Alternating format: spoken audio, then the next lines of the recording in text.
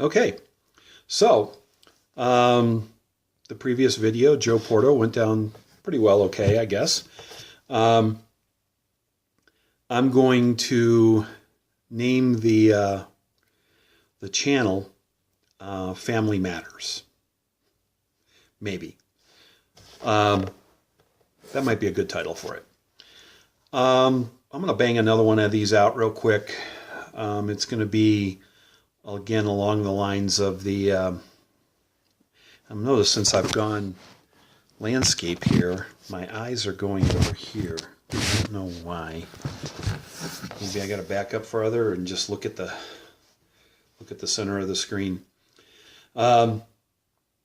Second person here was also on my in my bachelor party, and again, I think it was 6 people. Monty's dad, my father-in-law, 3 of my brother-in-laws, Todd Heiner, Joe Porto, and Brian Frazier, who we're covering now, Rob Garth, and me. 6 people. So these are in no particular order. Of course, you won't be able to tell the order they're in anyway, right? Brian Frazier, married to my wife's, one of my wife's other sisters, was married to, again, I don't know why I'm picking the divorced ones first, but Brian Frazier was married to Kelly, and they have 2 daughters. I guess they would be my 2 niece-in-laws or whatever they are, Holly and Obi.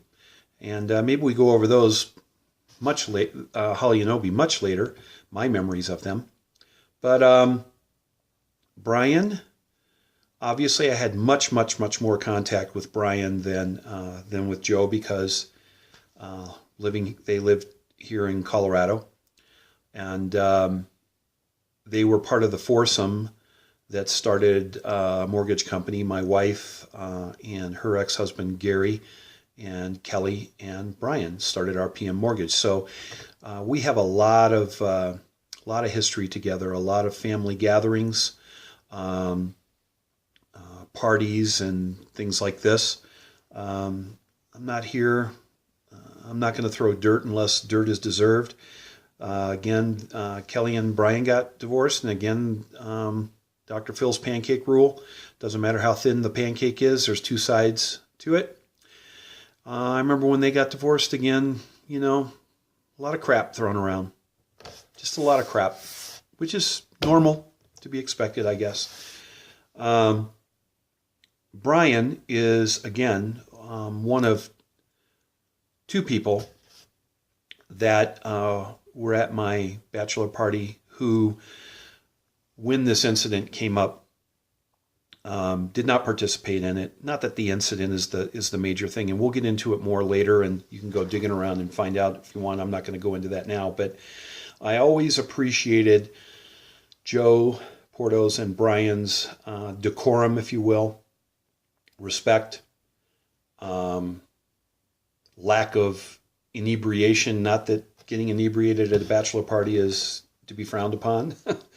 But when the incident came up, those were 2 guys who were upstanding, and they didn't participate in it. Brian, I always liked Brian. We didn't get as close as I probably would have liked to. There always seemed to be something going on in this family to, sometimes make things difficult, but I hear Brian's doing well. Both Joe and Brian have remarried and have families, I guess. I don't stay in contact with them at all. But for a long time, Brian, more so than Joe, was a very, very important part. Man, this is really weird looking off that way. I have no idea why that camera... I got to look over here. For a long time, he was a very, very important part of our family. And I'm trying to think of something besides the... I thought of something, but I'm not gonna go there. let's just put it this way, Brian was not the handyman of the family. And he had a unique landscaping grass cutting method. Things of legend and mostly rumor. Brian, if you ever see this, love you, man. And through it all, and especially now as I'm getting older, I appreciate the time that we did have together. And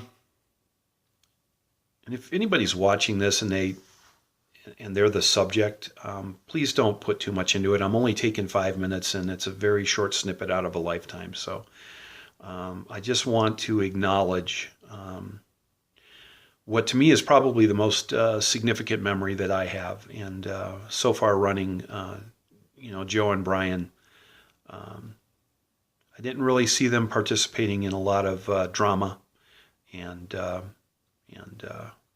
rumors and things like that. So, Brian Frazier, take care.